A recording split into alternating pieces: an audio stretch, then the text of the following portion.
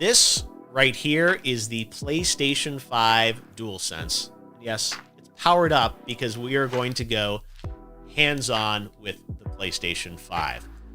Hey guys, Shane Rain Gaming coming at you with another one. If you like the video, hit that like button. If you'd like to see more videos, subscribe for more content coming soon. In this video, we'll be giving our first impressions of the DualSense controller with Jeff Keighley. Head of Sony Marketing talks about pre-orders, generations, and exclusives. The DualSense was showed off during the Summer Game Fest with Jeff Keighley on Friday. The game of choice for this demo was Astro's Playroom, which comes pre-installed with every PlayStation 5. This is a very short multi-hour game, and embedded in the game are pieces of PlayStation memorabilia. During the demo, we got a sense of the level of immersion with the DualSense controller. From the tension in the adaptive triggers whilst calling up for a jump, to the vibrations matched with the audio from a snowstorm. Even Jeff stated that he had never felt something like this before in a console controller. The PS5 controller seems to be worth the hype. Sadly, the controller seemed not to be fitted with any back buttons, and it was not clearly shown if the D-pad lit up whilst the controller was on. I personally can't wait to get my hand on the DualSense controller this fall. What about you? Let me know in the comments below. Moving on to the next topic, during the same broadcast, Jeff interviewed the head of Sony Marketing, Eric Lempel. If you guys can remember, there was a rumor going around that on the 13th of July, pre-orders for the PlayStation 5 would begin. Sadly, that rumor was false. Before being labeled false, the rumor gained a lot of traction, even had consumers lining up at stores to order a PlayStation 5. Don't believe me? Here's what Eric had to say on it.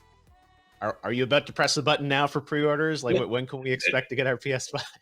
No, definitely not now. We don't know what happened there. We had nothing to do with it. I got a message from someone saying people are lining up at stores, and we had no idea why.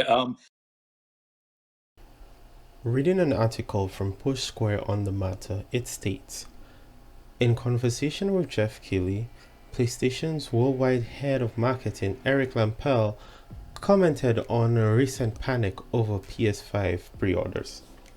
For those who don't know, word somehow got out that Sony was opening pre-orders for the next generation console, mostly through Amazon, which resulted in many eager gamers heading to their local shops in hopes of securing a system.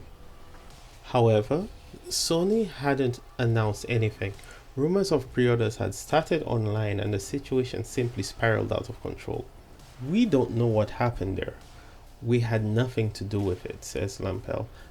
I got a message from someone saying people are lining up at stores and they had no idea why. I think it's safe to say that we'll let you know when pre-orders will happen, Lempel continues. It's not gonna happen in a minute's notice. So yeah, don't worry about PS5 pre-orders dropping out of nowhere. It sounds like Sony has a plan in place, so it's just a case of wait and hear more. Roberto Serrano, the source of this rumor, correctly leaked the PS5 reveal date. This gave the rumor some validity. This rumor picked up more traction on the day due to Amazon PS5 pages becoming active in many regions before the rumor was confirmed as being fake. I didn't buy into this rumor at first, but because of all the attention it was receiving, it made you second guess its validity. There is also the fact that people did not want to miss out on getting their pre-orders in early if it was true in case of a shortage of consoles in the fall. Looking back, would there be any benefit for Sony to secretly drop pre-orders without warning? Think about it. If you were the head of Sony Marketing, would it be more beneficial to A. secretly drop pre-orders, or B. give consumers advance notice so they could set aside money and time to pre-order the system? Whether it be 2 days, a week, or even 2 weeks? I would go with B. Sony's goal is to get as many consumers to switch over to the PlayStation 5 as soon as possible. So then why would Sony stealth drop pre-orders? That's counterproductive, isn't it? Looking at it now, this rumor should have been deemed fake news from the start. Speaking about pre-orders, it can't be too much longer before Sony hits that button. My guess, and this is just me guessing, by the end of July, early August, and I'm talking the first few days in August, pre-orders should be out for the console. My speculation is based on the fact that after July, there is a 4-month release window for new-gen consoles. How much advance notice do you think Sony should give before releasing pre-orders? Should it be 2 days, a week, 2 weeks or more? Do you think pre-orders will be available by the end of July? Let me know in the comments below. In our last topic, generations and console exclusives, we'll also discuss with Eric Lempel. By now, I'm assuming you've heard about Phil Spencer's take on generation consoles and exclusives. That is, exclusives are anti-gamer and that gamers should not be forced into next generation. I won't dive too deep into Phil Spencer's comments, take it as you will. What I will say is PS4 exclusives outsold Xbox by a significant margin. The same can be said about the PS4 outselling the Xbox One. It's almost like there's a correlation there. I'm currently working on a video about exclusives and console generations in which we will explore the correlation a bit further. Getting back to the interview, Eric states, "We believe in generations. The controller is the most intimate part of the experience." Then he goes on to talk about exploring new feelings next gen with the DualSense.